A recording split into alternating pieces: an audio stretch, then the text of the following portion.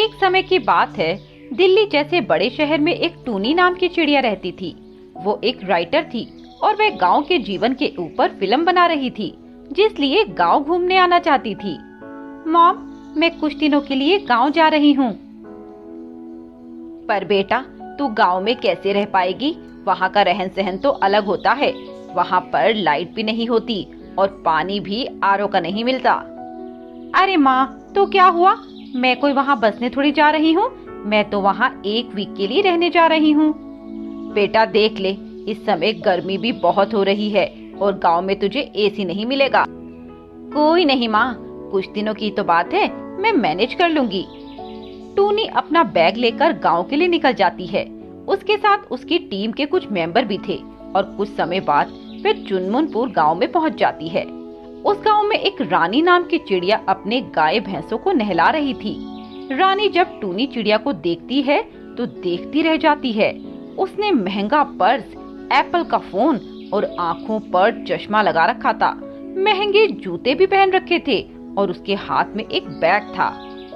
Hello sister. नमस्ते जी। मेरा नाम टूनी है और मैं फिल्मों की राइटर हूँ। ये मेरी टीम के कुछ मेंबर हैं। एक्चुअली हम गांव के लोगों के ऊपर एक फिल्म बना रहे हैं, इसीलिए हम गांव घूमने आए हैं। तो क्या आप हमें इस जंगल में किसी होटल का एड्रेस बता सकते हैं जहां हम कुछ दिन स्टे कर सके? मैडम, पर यहाँ तो आपको कोई होटल नहीं मिलेगा। तो फिर हम लोग कहाँ रहेंगे? ओह गॉड, अब मैं क्या करूँ? मैडम, मेरे दोस्त कालू कौवे के पास एक धर्मशाला है। अगर आप चाहें तो आप लोग वहाँ रह सकते हैं। चलिए, मैं आपको कालू कौवे के पास लेकर चलती हूँ। इसके बाद रानी चिड़िया सभी को कालू कौवे के पास ले जाती है। कालू भाई, ये लोग शहर से आए हैं और यह एक बड़ी फिल्म बना रहे हैं जिसमें एक गांव की जिंदगी के बारे में बताएंगे। पर इनके सामने एक मुसीबत आ गई। इन्हें रहने के लिए घर चाहिए, तो अगर आपकी धर्मशाला में इन्हें जगह मिल जाती तो अच्छा रहता। हाँ रानी बहन, क्यों नहीं, मिल जाएगी।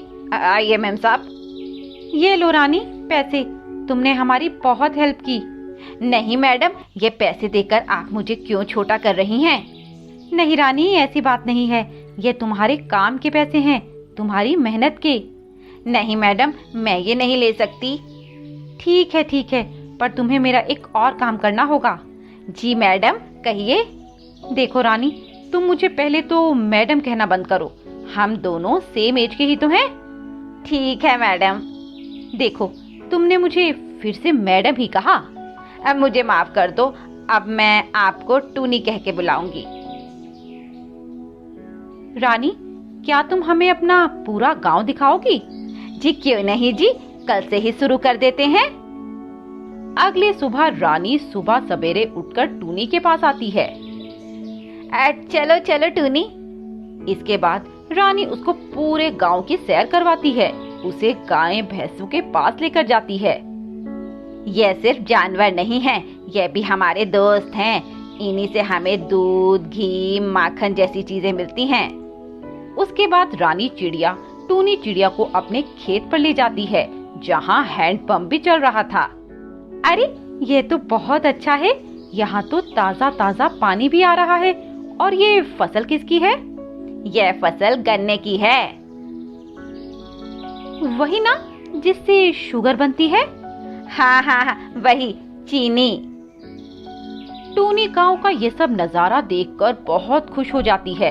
तभी उसे एक कबूतरी गोबर पाथती हुई नजर आती है। अरे, वो क्या कर रही है? वो गोबर पाथ रही है। गोबर क्या होता है? गोबर एक ईंधन होता है जिसकी मदद से हम चूल्हा जलाते हैं और फिर खाना बनाते हैं। तो क्या तुम लोग गैस पर खाना नहीं बनाते? नहीं टूनी, हम लोग पुराने समय से ही चूल्हे पर खाना बनाते आ रहे हैं और हमें उसी की रोटियां अच्छी लगती हैं। वैसे गांव की ताजी ताजी हवा की तो बात ही निराली है। कितना सुकून है गांव में, ना कोई शोर, ना कोई पोल्यूशन। अरे, शहर में ऐसा नहीं होता क्या? नहीं रानी, वहाँ ऐसा नहीं होता। क्या तुम कभी शहर नहीं आई हो? नहीं टूनी, इस गांव से निकलना कभी हुआ ही नहीं। इतना काम जो सर पे है और बूढ़ी माँ की जिम्मेदारी भी मेरे कंधों पे ही है। रानी, तुमने मुझे अपना गांव घुमाया, अब मेरा टर्न है। मैं तुम्हें अपना शहर का टूर करवाऊंगी।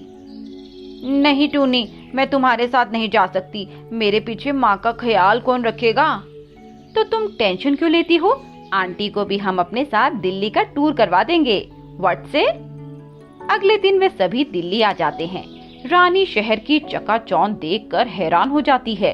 बड़ी बड़ी बिल्डिंग और मेट्रो, बड़ी बड़ी गाड़ियाँ और सभी के पास महंगे मोबाइल फोन, जिसे देखकर रानी टूनी से पूछती है, ये तुम्हारा शहर तो बहुत बड़ा है, पर यहाँ तो कोई पेड़ नहीं है।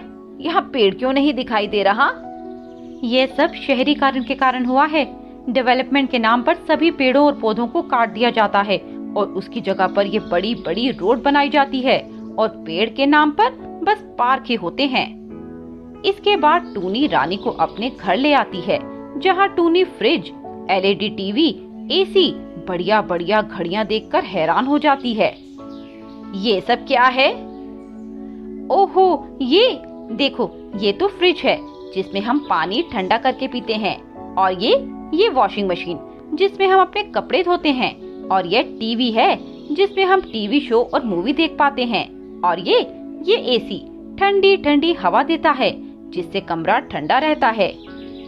ओ तेरी, मुझे तो पता ही नहीं था ये सब काम करने की मशीन भी आती है। हाँ, अब तो तुमने देख लिया ना। अब मैं गांव जाकर सभी को इसके बारे में बताऊंगी। कालू भाई तो मेरा यकीन ही नहीं करेंगे। अगले दिन टूनी रानी को पूरी दिल्ली की सैर करवाती है। उसे लाल किला, इंडिया गेट, जामा मस्जिद, बंगला साहब, हर जगह घुमाती है। रानी, बहुत भूख लगी है, ऐसा करते हैं कुछ खा लेते हैं। हाँ टूनी, चलो, वो समोसे मोमोज का ठेला लगा है, उसी से खाते हैं। उसके बाद वे दोनों मोमोज खाते हैं। रानी को मोमोज बहुत पसंद आते हैं। मेरा तो अभी भी पेट नहीं भरा है, चलो मैं तुम्हें छोले भटूरे खिलाती हूँ।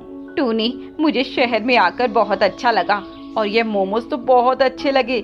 मैंने ये मोमोज बनाने भी सीख लिए हैं। अब मैं गांव जाकर मोमोज का एक ठेला लगाऊंगी।